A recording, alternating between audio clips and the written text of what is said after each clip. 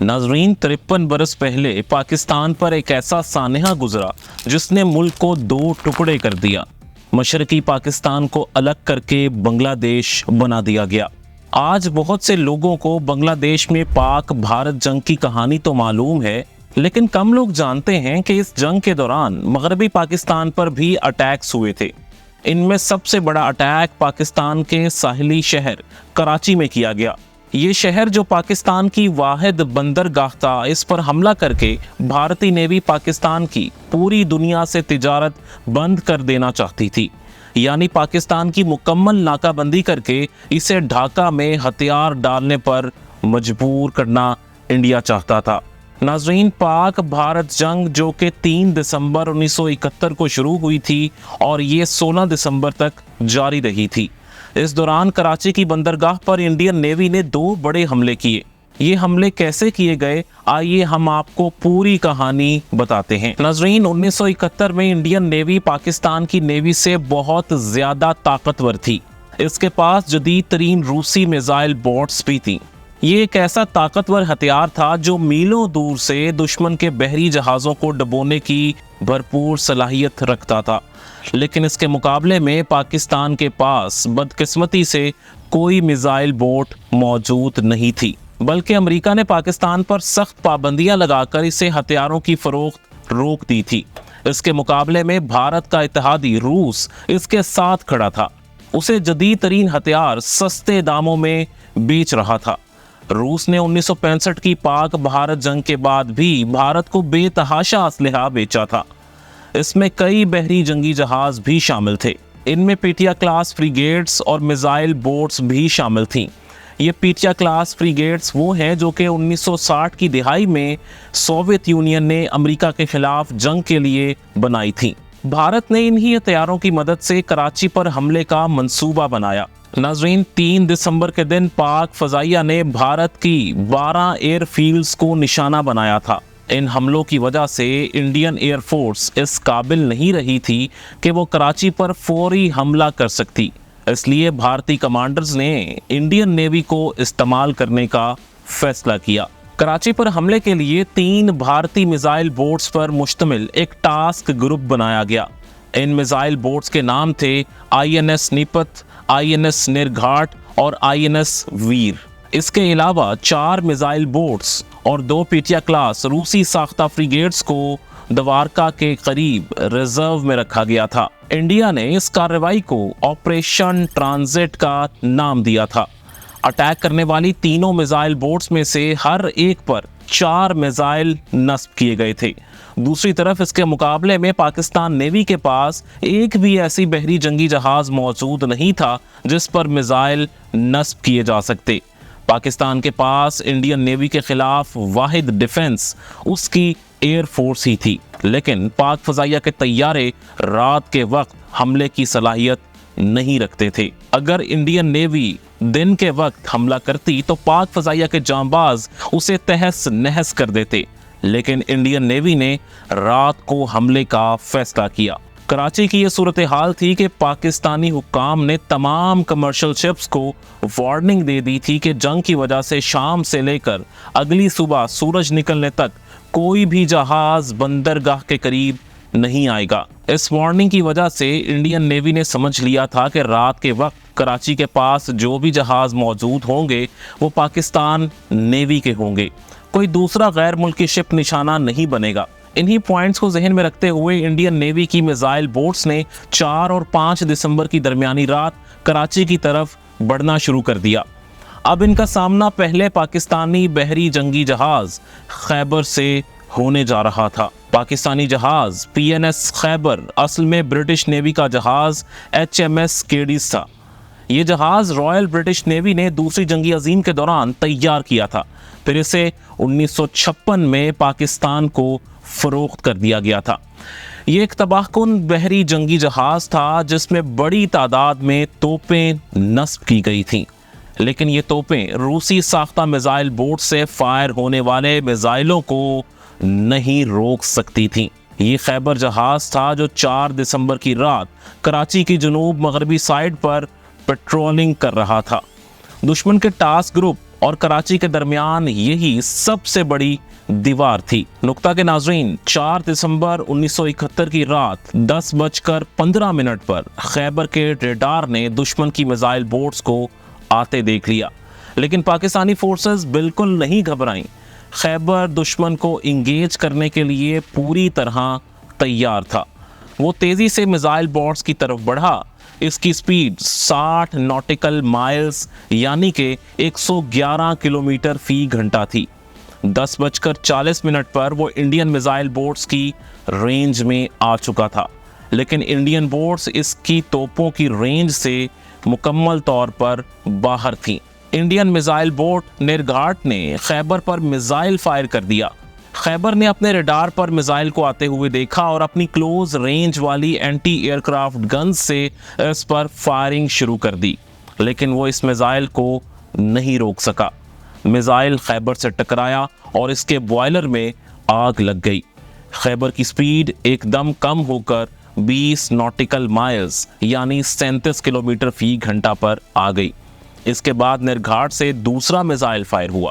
یہ میزائل بھی بدقسمتی سے خیبر کو لگا اور اس کی سپیڈ بالکل 0 ہو گئی۔ خیبر میں پانی بھرنے لگا اور 45 منٹ بعد خیبر مکمل طور پر ڈوب گیا۔ اس کے عملے کے تقریباً 286 لوگ بھی شہید ہو گئے۔ کراچی سے 35 میل دور خیبر جہاز سمندر کی تہ میں سما چکا تھا، لیکن خیبر نے اپنی تباہی سے پہلے کراچی میں میری ٹائم آپریشنز روم کو اس حملے کی خبر دے دی تھی۔ جب خیبر پر پہلا میزائل فائر ہوا تھا تو اس کی رپورٹ بھی آپریشن روم کو بھیج دی گئی تھی۔ خیبر کا عملہ سمجھ رہا تھا کہ یہ میزائل کسی بھارتی طیارے سے فائر کیا گیا ہے، اس لیے کراچی میں طیارہ شکن توپوں نے فضا میں ٹریسر بلٹس فائر کرنا شروع کر دیے۔ اس سے کراچی کا آسمان مکمل طور پر رات کے اس پہر روشن ہو گیا۔ اگر کوئی بھارتی جنگی طیارہ کراچی کی فضاؤں میں ہوتا تو وہ ٹریسر بلٹ سے نظر آ جاتا اور اسے نشانہ بنانا آسان ہوتا، لیکن یہ طیاروں کا نہیں، بحری جہازوں کا حملہ تھا، اس لیے ٹریسر بلٹس فائر کرنے کا کوئی فائدہ نہیں ہو سکا۔ لیکن نیول کمانڈ کو یہ پتہ لگ گیا تھا کہ کراچی پر کوئی بھی بڑا حملہ ہو چکا ہے، لیکن اس سے پہلے کہ پاکستان کوئی کارروائی کرتا، بھارتی میزائل بوٹس نے کراچی کے قریب ایک مرچنٹ شپ کو ڈبو دیا۔ یہ برطانوی جہاز MV وینس چیلنجر تھا۔ بھارت نے دعویٰ کیا تھا کہ اس جہاز پر امریکی اسلحہ لدا ہوا تھا۔ یہ اسلحہ پاکستان آرمی اور نیوی کے لیے لے جایا جا رہا تھا۔ اس دوران کراچی میں پاکستانی آپریشن روم نے PNS شاہجہاں کو حکم دیا کہ وہ خیبر کی مدد کو پہنچے، لیکن تب تک خیبر ڈوب چکا تھا اور شاہجہاں کے عملے نے آپریشن روم کو بتایا کہ ٹیکنیکل مسائل کی وجہ سے ہم جہاز کو سمندر میں نہیں لے جا سکتے۔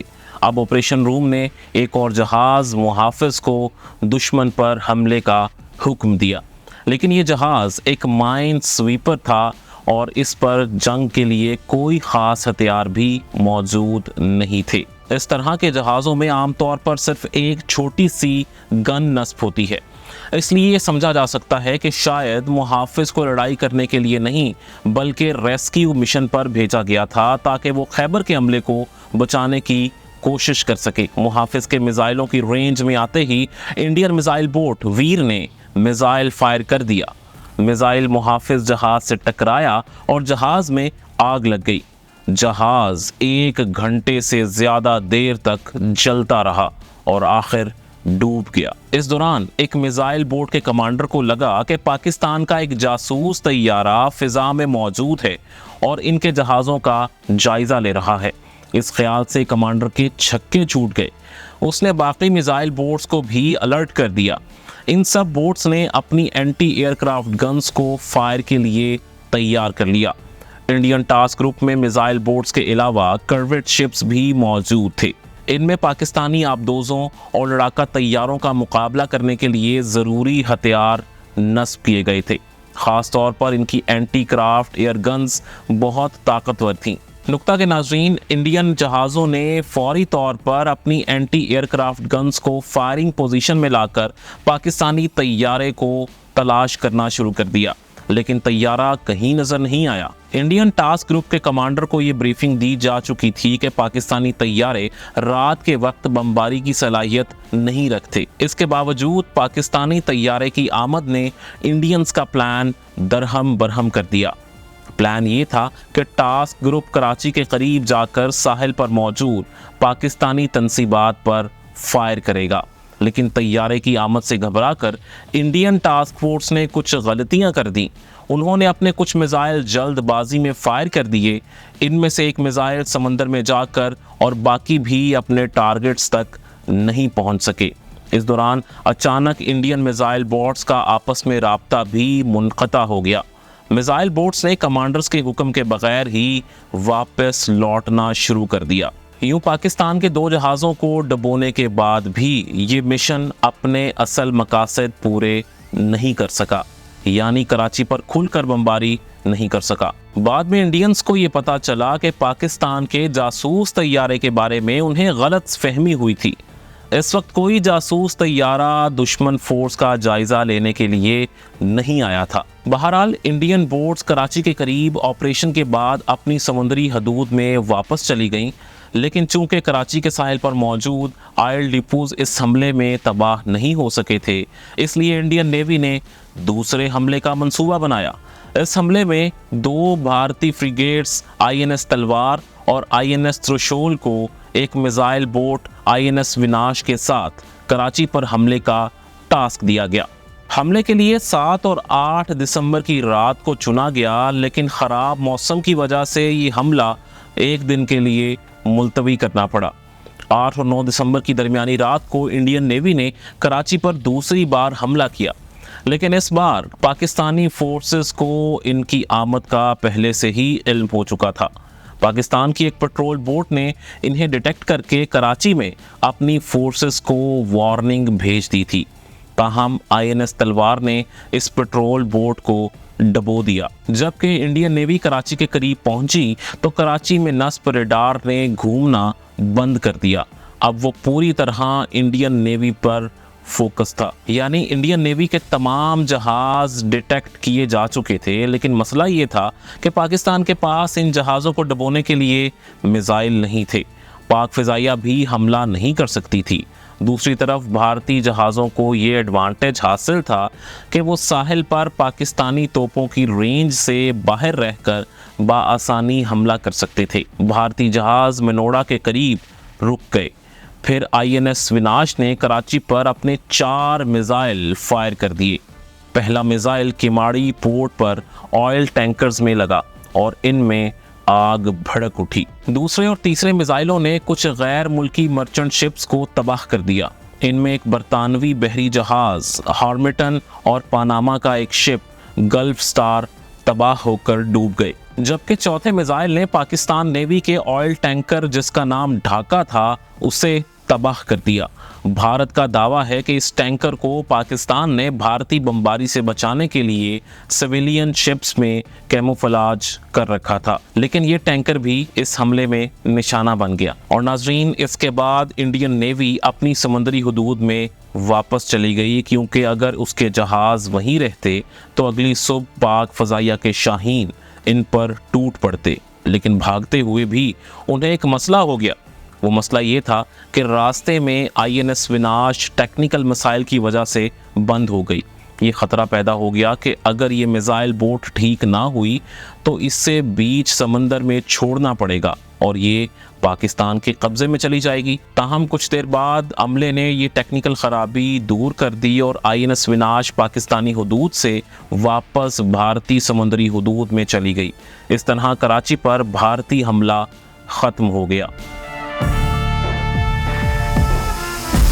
नाज़रीन, 9 दिसंबर 1971 की सुबह हो रही थी। भारतीय रियासत गुजरात के करीब दिव शहर के पास समंदर बिल्कुल शांत था। बस लहरों का हल्का फुल्का शोर था और कुछ नहीं।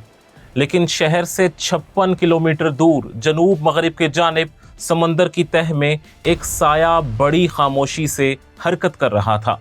ये साया एक खौफनाक और तबाहकुन हथियार था जो खरामा खरामा भारतीय इलाके की तरफ बढ़ रहा था। ये इतना खामोश था कि पानी में मामूली सी हलचल भी पैदा नहीं हो रही थी। یہ سایہ پاکستان کی جدید ڈیفنی کلاس سب میرین تھی جسے فرانس نے تیار کیا تھا۔ اس سب میرین کی سب سے بڑی طاقت اور اس کی خوبی تھی اس کی خاموشی۔ یہ آبدوز پانی میں بغیر کوئی ہلچل پیدا کیے بڑی خاموشی کے ساتھ دشمن تک پہنچ کر اسے تباہ کر سکتی تھی۔ آبدوز کے کمانڈر کیپٹن احمد تسنیم کو یہ اطلاع مل چکی تھی کہ بھارتی بحریہ نے کراچی میں شدید بمباری کی ہے اور 2 پاکستانی بحری جہازوں کو ڈبو دیا ہے۔ اب یہ تسنیم احمد کی ذمہ داری تھی کہ وہ انڈین نیوی سے کراچی پر حملے کا بدلہ لیں اور ثابت کریں کہ پاکستان نیوی ہتھیاروں کی کمی کے باوجود انتہائی طاقتور فورس ہے، جس کے جذبوں کے آگے دشمن کے طاقتور ہتھیار بھی ماند پڑ جاتے ہیں۔ تسنیم احمد کے ساتھ ان کے جانباز نیویگیشن افسر فصیح بخاری بھی تھے۔ ان دونوں نے مل کر دشمن کے خلاف بڑی کارروائی کا پروگرام بنایا۔ ان کا یہ مشن خطرناک ثابت ہو سکتا تھا کیونکہ دوسری جنگ عظیم کے بعد سے کسی آبدوز نے کسی بحری جہاز کو کبھی نہیں ڈبویا تھا۔ 22 نومبر کو جب ہنگور سب میرین اپنی کراچی بیس سے روانہ ہوئی تھی تو اس کا مشن یہ تھا کہ گجرات کے ساحل کے ساتھ ساتھ رہ کر وہ دشمن کے جہازوں پر نظر رکھ سکے۔ دراصل پاکستان یہ جان چکا تھا کہ بھارت مشرقی پاکستان پر حملے کی تیاری کر رہا ہے تاکہ پاکستان کا مشرقی بازو توڑ کر اسے بنگلہ دیش بنا دے۔ اس لیے پاکستان نے پہلے ہی اپنی سب میرینز کو متحرک کر دیا تھا۔ پاکستان کی ایک سب میرین منگرو پہلے ہی گجرات کے ساحل کے ساتھ ساتھ چکر لگا رہی تھی۔ آبدوز ہنگور نے وہاں پہنچ کر منگور کی جگہ سنبھال لی۔ کچھ دن کے بعد اس نے اپنے گشت کا علاقہ بھارت کے سب سے اہم بندرگاہ ممبئی تک پھیلا دیا۔ اپنی پٹرولنگ کے دوران ہنگور نے ان بھارتی جہازوں کو بھی دیکھا تھا جو کراچی پر حملہ کرنے گئے تھے اور ان کی پوری رپورٹ بھی کراچی میں پاک بحریہ کے ہیڈ کوارٹر کو بھیج دی تھی، لیکن اسے کسی بھارتی جہاز کو ڈبونے کا موقع نہیں مل سکا تھا۔ اس لیے کراچی سے کمیونیکیشن کرنا بھی بہت مشکل تھا کیونکہ ہر بار کراچی پیغام بھیجنے کے لیے اس سب میرین کو سطح سمندر پر آنا پڑتا تھا۔ یہ بات بہت خطرناک ثابت ہو سکتی تھی کیونکہ سطح پر آنے کے بعد دشمن کے جاسوس طیارے اسے دیکھ سکتے تھے۔ اس کے بعد بھارت کے سب میرینز ڈبونے والے طیارے اور بحری جہاز اس آبدوز پر حملہ بھی کر سکتے تھے۔ بھارت کے پاس فرانس کے بنے ہوئے لیزے طیارے اور امریکہ کے سی کنگ ہیلی کاپٹرز بھی موجود تھے۔ ان کی مدد سے بھارت سمندر میں کسی بھی آبدوز کو تلاش کر کے اس پر ٹورپیڈو اور راکٹ وغیرہ سے فائر کر سکتا تھا۔ اس کے علاوہ بھارت کے پاس روسی ساختہ پیٹیا کلاس اور برطانوی ساختہ type 14 black would class frigates بھی موجود تھیں۔ یہ جہاز خاص طور پر سب میرینز کو ڈبونے کے لیے ہی تیار کیے گئے تھے۔ 71 کی جنگ میں بھارت نے یہ سارے جہاز، ہیلی کاپٹرز اور طیارے پاکستانی سمندر کے قریب تعینات کر رکھے تھے۔ بھارت کو معلوم تھا کہ پاکستان کے پاس جدید آبدوزیں ہیں جو اس کے جہازوں کے لیے خطرہ بنیں گی، اس لیے اس کے بہترین بحری اثاثے پاکستانی سمندر کے قریب موجود تھے تاکہ ان آبدوزوں کو تباہ کیا جا سکے۔ پاکستانی سب میرین ہنگور کے کیپٹن احمد تسنیم اس بات سے واقف تھے کہ انڈین نیوی نے انہیں گھیرنے کے لیے کیسا جال بچھا رکھا ہے، اس لیے وہ سمندر کی تہہ میں چھپے ہوئے تھے اور کبھی کبھار اپنی سب میرین کو سمندر کی سطح پر لا کر کراچی میں اپنے ہیڈ کوارٹر سے بات چیت کر لیا کرتے تھے۔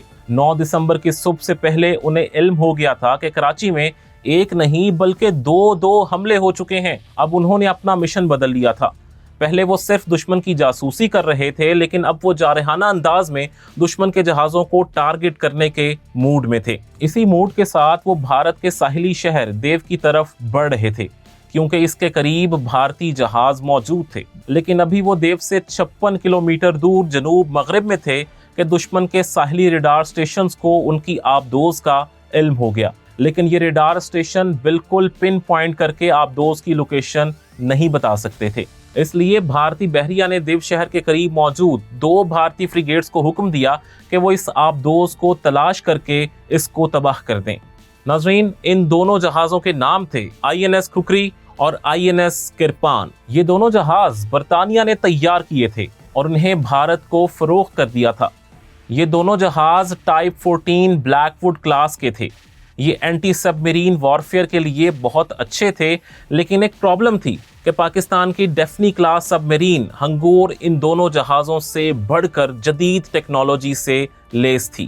وہ ان جہازوں کی رینج سے باہر رہتے ہوئے ان کا سراغ بھی لگا سکتی تھی اور انہیں تباہ بھی کر سکتی تھی۔ اس میں جدید ترین ٹارپیڈو نصب تھے جو اپنے ٹارگٹ کو خود ٹریک کرتے تھے۔ سب میرین کے مقابلے میں ان کے دونوں جہازوں کی ڈیٹیکشن رینج چند کلومیٹر سے زیادہ نہیں تھی۔ اپنی ڈیٹیکشن رینج بڑھانے کے لیے ان جہازوں کو اپنی رفتار کم کرنی پڑتی تھی، جس کی وجہ سے یہ سب میرین کے لیے انتہائی آسان ٹارگٹ ثابت ہو سکتے تھے۔ ان کمزوریوں کے باوجود بھارتی بحریہ نے یہ دونوں جہاز پاکستانی سب میرین ہنگور کے مقابلے پر بھیج دیے، حالانکہ اسے امریکی سی کنگ ہیلی کاپٹرز یا لیزے طیارے بھیجنے چاہیے تھے، لیکن بھارتی کمانڈوز نے اس خوف سے ان طیاروں کو استعمال نہیں کیا کہ پاکستانی لڑاکا طیارے ان پر حملہ نہ کر دیں۔ الیزے اور سی کنگ ہیلی کاپٹر میں لڑاکا طیاروں کا مقابلہ کرنے کی کوئی صلاحیت نہیں تھی۔ ان کی حفاظت کے لیے اس وقت بھارتی جٹ طیارے بھی موجود تھے، اس لیے انڈین کمانڈوز نے بہت بڑا رسک لے کر اپنے 2 بحری جہاز پاکستانی آبدوز کے مقابلے پر بھیج دیے۔ ویسے بھی کراچی پر 2 کامیاب حملوں کے بعد انہیں اپنی فوجی صلاحیتوں پر کچھ زیادہ ہی اعتماد ہو گیا تھا۔ وہ پاکستان کو انتہائی کمزور سمجھ بیٹھے تھے، لیکن ان کی یہ سوچ جلد ہی بدلنے جا رہی تھی۔ جب کھکری اور کرپان نے ہنگور کے خلاف سرچ آپریشن شروع کیا تو صبح ہو چکی تھی۔ ہنگور پانی کی گہرائی میں تھا۔ دونوں جہاز آہستہ آہستہ ارد گرد کے علاقے کو سرچ کرتے ہوئے آگے بڑھ رہے تھے، لیکن ہنگور نے انہیں خود تک پہنچنے سے کئی گھنٹے پہلے ہی ڈیٹیکٹ کر لیا تھا۔ ہنگور کے کمانڈر احمد تسنیم چاہتے تو خاموشی سے دشمن سے دور بھی جا سکتے تھے، لیکن انہوں نے دشمن کی آنکھوں میں آنکھیں ڈال کر مقابلے کا فیصلہ کیا اور دشمن کی طرف بڑھنے لگے۔ دونوں بھارتی جہاز اس بات سے بے خبر تھے کہ موت دھیرے دھیرے ان کی طرف بڑھ رہی ہے۔ دونوں جہاز اپنی بے خبری میں آبدوز کو ڈھونڈتے رہے۔ وہ اپنی طرف سے آبدوز کا شکار کر رہے تھے، لیکن شکاری خود شکار ہونے جا رہا تھا۔ رات ہونے تک ہنگور اور دونوں انڈین جہازوں کی آنکھ مچولی چلتی رہی۔ اس دوران سورج ڈوب گیا اور رات کی تاریکی ہر طرف چھا گئی۔